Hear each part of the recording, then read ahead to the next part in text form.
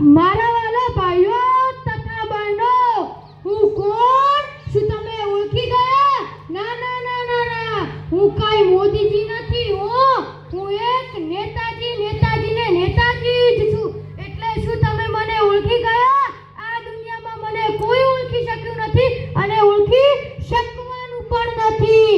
અરે સાંભળો સાંભળો સાંભળો, હું તમને મારા અવગુણ કહું. શું કહું? અવગુણ. અરે સોરી, હું તમને મારા નવગુણ કહું. કેટલા? 9 ગુણ.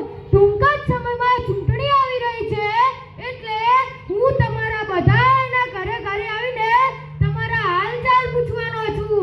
પણ ચિંતા ના કરતા હો, હું તમારા બધાના ઘરે આવીને સંડાસ કરી જઈશ. ના ના ના, સોરી, બનાવી આપીશ. પછી હું તમને ખબર પણ નહીં હોય અને ગામના તમામ લાભોને ચાઉ કરી નાખીશ.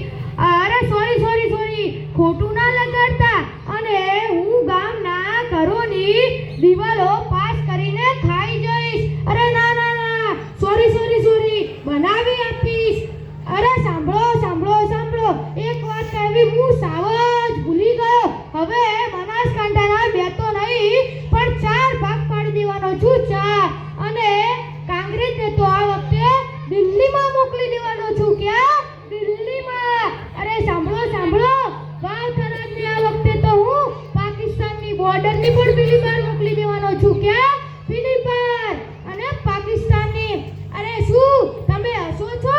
હું કાંઈ ફેંકતો નથી. હું એક સાચું જ બોલું છું. હું જીત્યા પછી તમારી ભૂલથી બંધ કરીશ.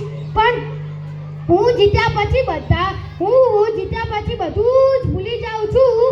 એટલે હું તમામ ગામોના તળાવમાં ટાઇલ્સ નખાવીશ. અરે ના ના ના, સોરી, સાફ કરાવી આપીશ. માનનીય શ્રી વડાપ્રધાન કહેતા હતા કે હું એ ખાતો નથી અને તમને પણ ખાવા દેતો નથી. આજથી હું સંકલ્પ લઈને કહું છું કે હું એ ખાઈશ અને તમને પણ ખાવા દઈશ. અને ગામના ગરીબ નાગરિકોને ચંદ્ર ઉપર જમીનની માંગણી કરીશ. ના ના ના, સોરી, બનાવી આપીશ. ઘર બનાવી આપીશ. મારા વાલા ભાઈઓ તથા બહેનો, હવે મને રજા આપો. મારે તમારા બધા જ કામ પાસ કરવાના છે.